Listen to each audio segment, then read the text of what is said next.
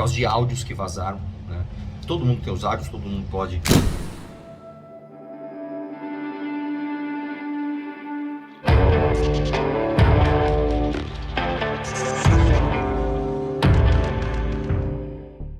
Esse vídeo é um estudo baseado em ciências comportamentais. Sendo assim, não vou expor a minha opinião pessoal sobre a pessoa analisada no vídeo.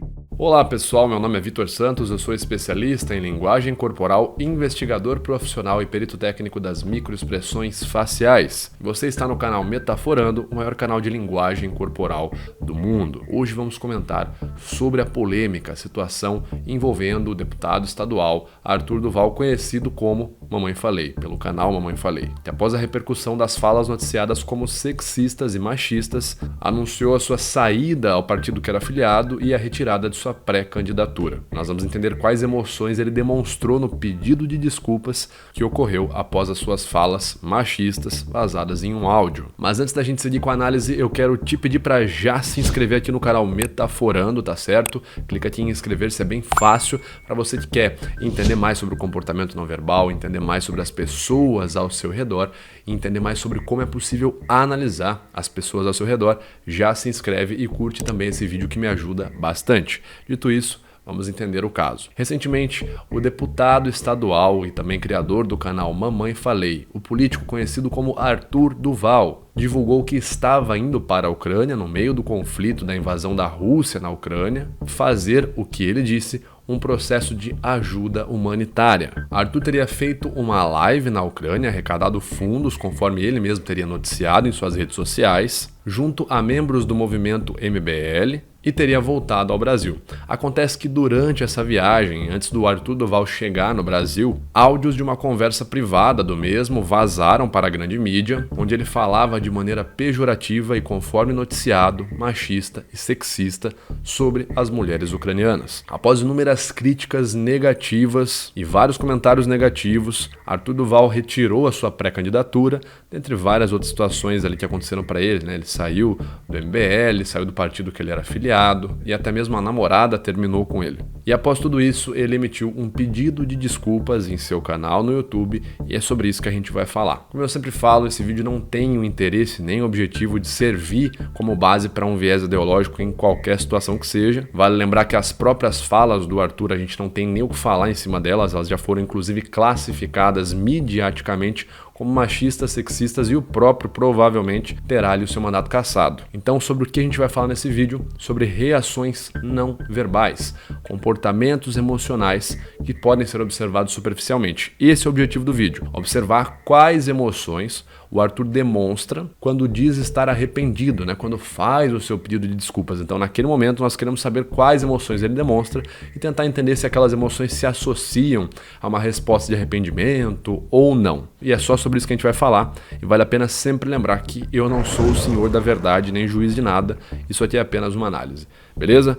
Bora então pro nosso vídeo. Eu segmentei esse vídeo aqui em duas partes. Na primeira parte, o Arthur faz o pedido de desculpas, então ele vai expressar, né, o arrependimento dele, vai dar a principal justificativa do que ele considera o erro ao qual ele se desculpa, e na segunda parte, né, na segunda parte para frente no vídeo, ele vai utilizar o statement dele, que seria a mensagem base, o discurso base dele. Então ele vai criar uma tese para justificar o erro dele e vai passar os próximos 6 minutos de vídeo só defendendo essa tese, uma espécie de justificativa do erro. Ele pede a desculpa primeiro e depois ele vai para a justificativa. É uma estratégia um pouco diferente, muitas pessoas fazem ao contrário, fazem a justificativa primeiro e deixam a desculpa para o final. O Arthur decidiu fazer o oposto aqui, a gente vai então analisar primeiro o pedido de desculpas e depois eu vou fazer um breve comentário sobre a mensagem, né, sobre o statement dele. Fala pessoal, eu acabei de chegar em casa aqui e eu tô desse jeito. Aqui é interessante falar que a gente não vê uma postura de convicção, a gente não vê uma postura principalmente com o tórax projetado para frente, a gente não vê uma fala convicta e de maneira firme do Arthur, como ele faz na maioria dos vídeos. A gente vê, pelo contrário, uma fala um pouco mais rápida, uma fala até um pouco mais baixa, ele dá umas pausas de vez em quando e a postura dele tá para dentro. Esses sinais não verbais podem indicar pra gente grande fragilidade, né? Uma alta sensação de insegurança já nesse começo de vídeo, o que, dado o contexto, é totalmente justificável, né? Compreensível. Tomei um copo de água e vou contar aqui para vocês o que aconteceu. vê que ele está bem desconfortável, ele se movimenta muito, olha bastante para baixo. Em Telling Lies a gente entende o comportamento, né, a queda de cabeça, codificado como a D54 no Manual FACS, está muito associado à sensação de culpa, de vergonha inclusive, tá? E aqui a gente não vê basicamente nenhum comportamento de convicção, como o Arthur demonstra em inúmeras situações na linha de base dele. Eu estou sendo acusado de fazer turismo sexual. Que é interessante uma coisa, quando ele vai falar que está sendo acusado de fazer turismo sexual, ele demonstra um eye shielding, né, também conhecido como não visualização. Geralmente a não visualização, que pode ser codificada como B5 no protocolo SCANS, é uma tendência, ela pode ocorrer tanto aqui com os olhos, né? É o fechar os olhos pelo tempo superior à pronúncia de uma sílaba. Ela pode ocorrer quando a gente se sente muito desconfortável com algum estímulo. Eu vou falar de algo que eu não estou conseguindo lidar com isso, eu fecho os olhos para falar sobre aquilo. E várias vezes quando ele fala do turismo sexual, quando ele fala dos áudios vazados, ele faz a não visualização. Algumas pessoas podem interpretar como, putz, eu não quero nem ver a repercussão negativa que isso está dando. Por isso a não visualização, né? Fechar os olhos quando vai falar sobre o tema. É claro que isso arrasa qualquer pessoa, mas nesse caso em específico eu acho que é ainda pior, porque eu acabei de voltar para o Brasil, eu tive a experiência mais transformadora que eu já vivi. Quando ele fala que teve a experiência mais transformadora que ele já viveu, nós vemos alguns potenciais sinais incongruentes, que seria basicamente um turtle effect, né, tensão bilateral nos ombros, código B1. Eu acabei de voltar para o Brasil, eu tive a experiência mais transformadora. Quando ele fala transformadora, né, a experiência mais transformadora, a gente vê uma micronegação de cabeça. Transformadora que eu já vivi. Novamente, que eu já vivi, a gente vê outra micronegação de cabeça. Eu vi exemplos ali de civilidade, eu vivi coisas incríveis que me transformaram. Novamente, ele faz outro tensionamento bilateral nos ombros, quando ele fala momentos que me transformaram, são sinais de insegurança. O turtle effect, inclusive, em alguns estudos ele está associado à tentativa de esconder alguma sensação. Então você consegue ver o turtle effect, né, essa tensão bilateral nos ombros, em alguém quando vai cometer um crime, né? A pessoa vai fazer um crime, é muito comum que ela levante os ombros, geralmente na sensação, na tentativa de esconder algo que a pessoa vai cometer. Então você vê aqui a tensão bilateral no ombro dele muitas vezes. Isso não são sinais de convicção, tá? Ele não está demonstrando sinais de convicção nesse momento que ele está falando que foi uma experiência transformadora. A gente não vê sinais de convicção, sinais não verbais. Isso está sendo colocado como se eu tivesse ido arriscar minha vida. Agora que ele fala para fazer turismo sexual, a gente vê uma microexpressão de raiva, codificada pela tensão aqui no O4, o músculo da região glabelar, né? Enfim, próceros, depressor de supercílios, e o pressionador da pálpebra inferior, né? O músculo orbicular isocule na região palpebral. Então a gente vê essa expressão de raiva quando ele fala que está sendo acusado de fazer turismo sexual. Por causa de áudios que vazaram. Olha lá, quando ele vai falar áudios que vazaram, a gente vê o quê? Eye shielding novamente, não visualização, ele não quer ter contato com essa informação. Meus áudios foram vazados, não acredito nisso, cara, como que eu não tô, nossa, cara, enfim, ele demonstra essa negação em ter o contato com o material, né, com o que ele tá falando. Após falar áudios que vazaram, a gente vê que o canto dos lábios dele se estica lateralmente, a gente consegue ver a linha da boca ficando bem mais extensa, a linha do canto dos lábios. Isso ocorre principalmente pelo músculo risórios, a U20. Nós temos então uma microexpressão de medo após falar que os áudios vazaram aí. Todo mundo tem os áudios, todo mundo pode ouvir os áudios. Engraçado como ele muda o tom vocal e o volume vocal. Ele vai falar, todo mundo tem os áudios, então ele tá num fluxo verbal e num volume vocal um pouco mais alto. Então ele tá aqui falando, né, que eu voltei aqui, fui acusado de turismo sexual. E quando ele fala dos áudios, ele fala, todo mundo tem os áudios, todo mundo pode ouvir os áudios. Ele apresenta uma grande queda no volume vocal.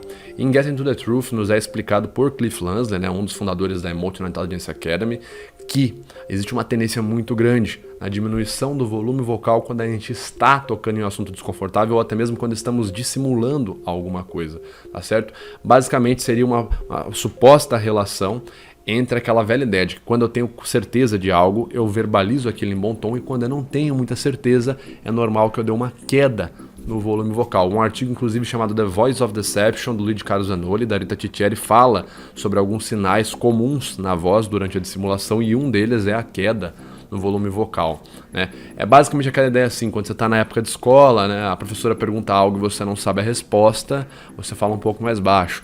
Ah, Joãozinho, quem descobriu o Brasil? Pedro Álvares Cabral? você não sabe dar a resposta e você acaba falando um pouco mais baixo. É um sinal de insegurança. A gente consegue ver aqui no Arthur, a hora que ele vai novamente falar que todo mundo tem os áudios, todo mundo conhece os áudios, todo mundo pode ouvir os áudios, ele fala um pouco mais baixo, todo mundo pode ouvir os áudios. Todo mundo pode ouvir os áudios. E lá na sequência, assim que ele já falou dos áudios, ele já volta a falar mais alto. Os áudios são meus. Os áudios são meus. A hora que ele fala que os áudios são dele, de fato, ele aumenta o volume vocal. São áudios dele mesmo. Ele tem convicção. Ele vai falar que os áudios estão aí para todo mundo ouvir, ele fala no volume vocal bem mais baixo. E lembrando, né, gente, quando a gente fala de linguagem corporal, estudada de forma séria, a gente sempre tem que levar em conta multicanais. O artigo Detect the Deceit Non-Verbal Behavior Analysis do Aldrich mostra muito bem isso. A gente tá pegando aqui nessa análise do Arthur voz, expressão facial, gesto no ombro, fluxo verbal, movimentos de cabeça. Então a gente tem sempre que levar em conta vários canais não verbais, é isso pelo menos que a literatura acadêmica nos mostra, para podermos entender se a pessoa está numa estratégia de manipulação narrativa, e geralmente a manipulação está associada à desonestidade, a um comportamento mais dissimulado, ou se a pessoa está num comportamento espontâneo, honesto, tá certo? Aqui a gente vê bastante desconforto do Arthur e não vê muita convicção nele, não. E ali, você quer falar... Que ele demonstra uma umidificação do lábio, né?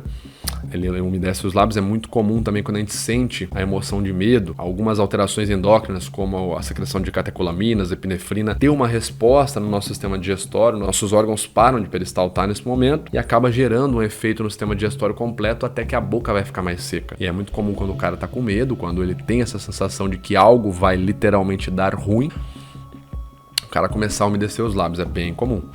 E ali, você quer falar que os áudios são escrotos, são...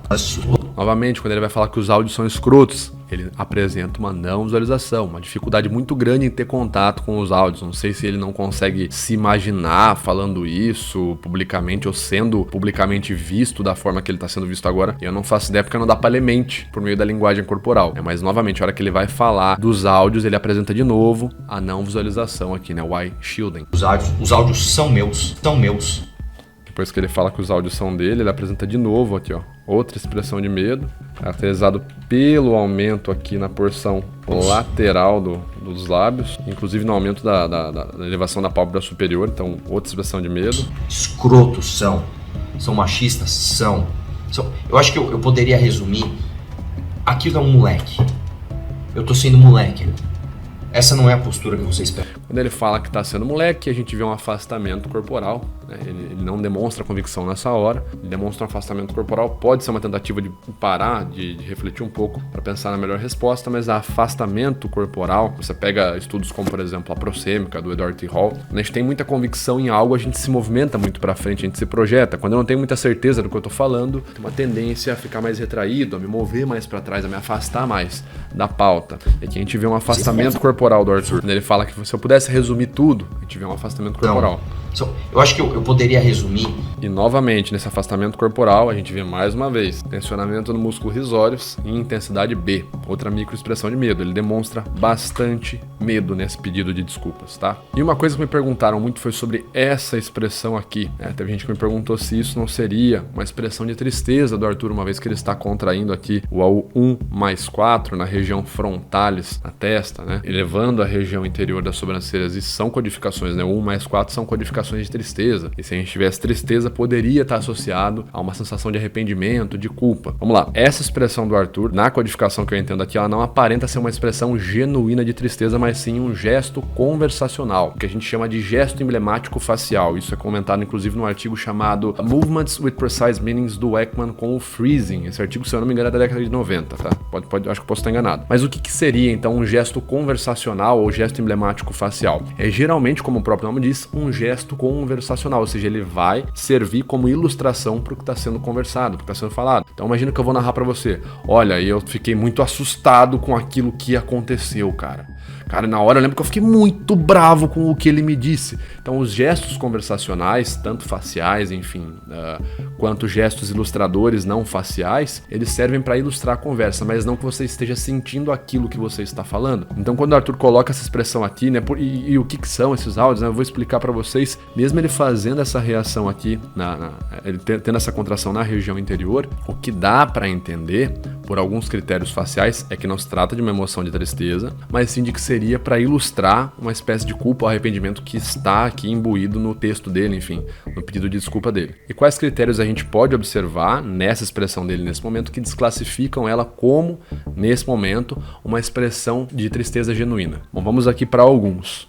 Todo mundo tem os hábitos. Bom, primeiro que a gente tem uma ativação não gradual, e sim uma ativação brusca de intensidade A para intensidade D na expressão. Para quem já estudou um pouquinho do manual FACS, sabe que as ativações emocionais genuínas elas têm um processo gradual. Então a minha expressão facial começa num estado neutro de tensão e o enrugamento, o deslocamento de pele vão ficando um pouco mais agudos até que isso vai se desfazendo e volta para o estado neutro novamente. Aqui no Arthur a gente tem uma ativação brusca, ele está com a expressão facial neutra e ela fica brusca e ela se desfaz de maneira brusca também. Caso todo mundo tem os hábitos, todo mundo pode. Ela se forma de maneira brusca e se desfaz de maneira brusca. Então já é um critério F5, inclusive, esse aí é o critério no protocolo SCANS, que descredibiliza essa expressão como uma expressão de tristeza genuína. Outro ponto é que nós não temos a codificação padrão aqui. No caso, tem os hábitos. Nós temos a contração 1+4, mas nós não temos outras AUs nucleares da tristeza. Nós não temos, por exemplo, 15 ativado no rosto do Arthur nesse momento, que seria mais um código associado à emoção de tristeza. Então, nesse momento, nos leva a entender por alguns critérios faciais do próprio sistema FACS e por outros critérios conversacionais de que essa expressão não é uma expressão de tristeza genuína. Então, não dá para dizer que por essa expressão ele sentiu tristeza e, por fim, ele sentiu culpa. Enfim, por essa expressão específica não dá para fazer essa afirmação, tá? Como algumas pessoas sugeriram e vieram me falar no privado. Essa expressão aqui, o que eu interpreto ela é como um mero sinal conversacional, um mero sinal ilustrador, né, um emblemático facial, para ilustrar culpa. Então, olha, eu estou me sentindo muito culpado mesmo, vocês vão entender por quê. Eu estou falando sobre culpa e eu ilustro culpa, não que eu esteja sentindo tristeza. É uma grande diferença entre sentir e ilustrar algo. Por isso que nem tudo é microexpressão facial. Tem muitas expressões faciais que não são emocionais, né? Que são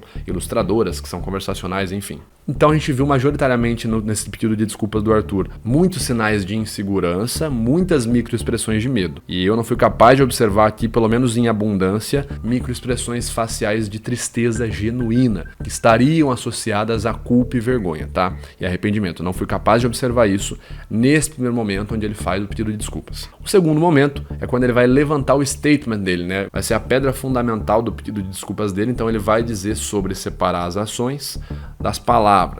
Separe as ações das palavras. Eu aceito ser julgado pelo que eu falei. Eu aceito ser julgado pelo que eu falei. Mas eu não aceito ser julgado pelo que eu não fiz. E aí o que a gente pode falar sobre essa mensagem dele no critério de análise de conteúdo verbalizado? A estratégia do Arthur nesse momento é muito óbvia. Ele pede para que não seja julgado, para que não tenha histórico de vida dele político, enfim, histórico de vida social pregresso ao evento polêmico, julgado juntamente com as falas que foram divulgadas recentemente. É como se ele tentasse separar o personagem, sei lá, Mamãe Falei, do político Arthur, enfim, é como se ele tentasse criar essa distinção para o público. Essa é uma estratégia que tem um potencial funcional com o público, né? Seria como criar um espantalho de si mesmo, o que é uma outra estratégia verbal. Você cria um espantalho para bater no espantalho. Isso é muito utilizado em debates, né? Eu pego um ponto negativo do meu contra-argumentador, generalizo aquele ponto negativo, bato no espantalho, mas eu fico intacto. Poderia ser uma tentativa de criar um espantalho de si próprio. Batam nesse espantalho do Mamãe Falei, que disse essas falas hediondas, mas deixem o Arthur intacto. Então seria uma possível estratégia de dualizar ali a atenção do público. Não parem de xingar, não parem de ofender, mas ofendam o Mamãe Falei aqui do vídeo que vocês viram falando coisa da Ucrânia. O político Arthur Duval, o político não, vamos deixar esse cara intacto. Então acaba sendo uma estratégia de manipulação narrativa. Não tem muito nada de novo sob o sol. É apenas uma estratégia de manipulação narrativa. É muito comum em situações onde as pessoas acabam precisando da opinião pública a seu favor, em alguns contextos, como por exemplo um político, ele vai precisar muito da opinião pública, mas é apenas uma estratégia de manipulação narrativa nesse momento. E lembrando, gente, não é uma estratégia de manipulação narrativa por si, não é uma ferramenta paraverbal que vai falar do caráter, da personalidade da pessoa. Aqui eu estou apenas fazendo a análise do comportamento não verbal. Até porque, como já foi noticiado aí, né, sobre caráter, as próprias falas do Arthur colocam em xeque o caráter dele, né? Então não tem muito que a gente falar sobre isso. Bom, pessoal, essa era a nossa análise. Eu quero saber o que você achou, quais outras figuras, né, pessoas celebridades, enfim, políticos você gostaria de ver sendo analisados aqui no canal Metaforando, já comenta aqui no vídeo. Eu te peço também para se inscrever no canal, caso ainda não seja inscrito, para curtir e compartilhar também esse vídeo, tá certo? Não deixe de ver também outras 2 análises que eu separei para você, vão aparecer aqui. E a gente se vê no próximo vídeo. Valeu!